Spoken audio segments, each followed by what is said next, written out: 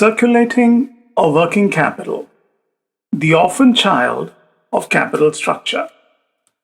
Another area where mistakes are made is the lack of adequate working capital planning and deficit financing. Due to this, in the first few years, many hospitals tend to face significant cash flow problems, causing significant challenges to management and operations. There is a very strong relationship between liquidity ratios and profitability for hospitals than we might imagine, especially as compared to typical industries. This relationship between liquidity and profitability is the opposite of what we observe in typical industries, where the correlation between liquidity and profitability could be negative. Right? In hospitals, they tend to go in the same direction. This has serious implications for capital structure and leverage for hospitals, as it is a high business risk and a high financial risk operation. Empirical studies have shown that hospitals that are more profitable tend to pay their suppliers faster. Lesser profitable hospitals waited much longer to pay their bills. Hospitals that collected their revenues faster showed higher profitability and profit margins than hospitals that have larger balances of accounts outstanding and receivables. Now, the assets of a hospital can be roughly divided into the following categories. So you have cash, then you have accounts receivable, 2, you have inventory, 3, and 4, you have the fixed assets.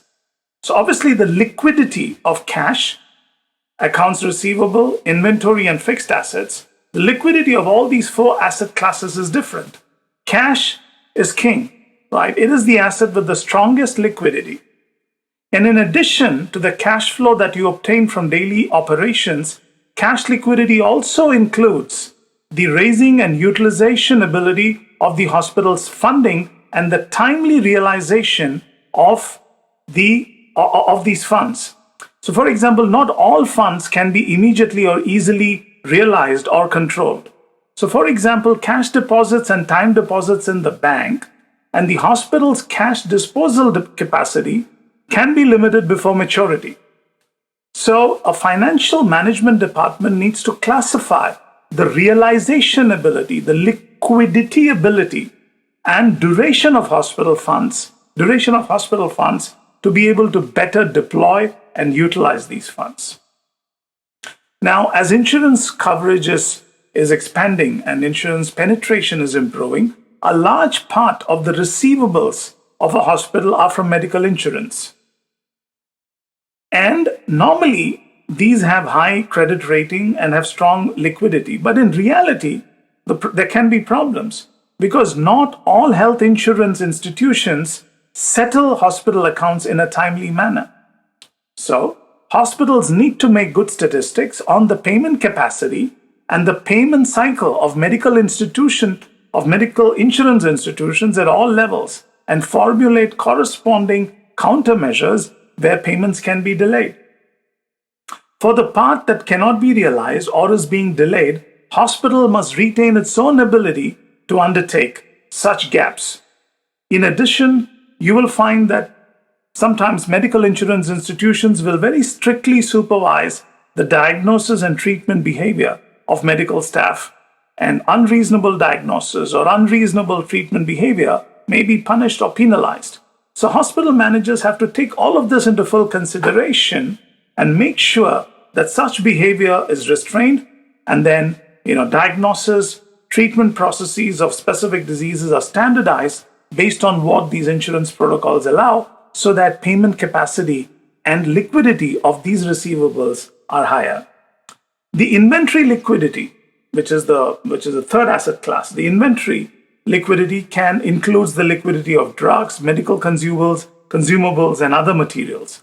So different inventories, even within the same asset class, have different liquidity or differential ability to realize them. So a vast majority of these inventories can be realized within a certain period.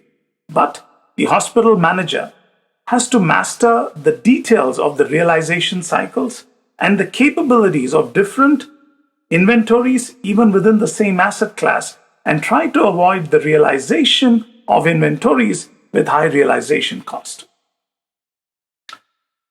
The responsibilities of hospitals limit that hospitals must have some treatment and materials for rare diseases, and these sometimes are not necessarily always deployed. They're sometimes not used for long periods of time, and hospital management has to make good plans for these kinds of inventories as well, where the liquidity, velocity, and movement is very low.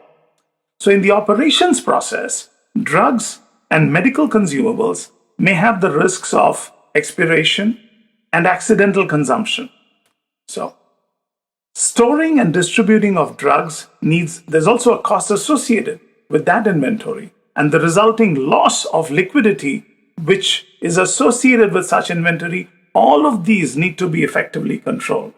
And finally, the liquidity of fixed assets depends on the frequency of the effective use of these medical equipment. So, in the service life of medical equipment, the higher the frequency of the use of medical equipment, the stronger its realization ability. So, typically, what happens is based on their use efficiency, managements classify fixed assets as overload, full load, or underload, right? So, overloaded medical equipment loses its life, they depreciate faster.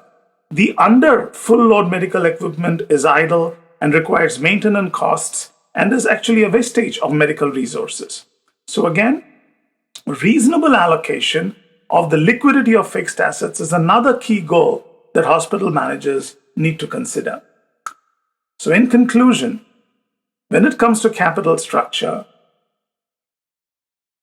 an optimal design will ensure that there are higher chances of a hospital improving its market price of its securities that it possesses, leading to higher valuations in the markets, right? And finally, valuations will also be determined by how much you beat the hurdle rate. And the hurdle rate to beat is WACC, weighted average cost of capital. Let us look at what WACC is up next.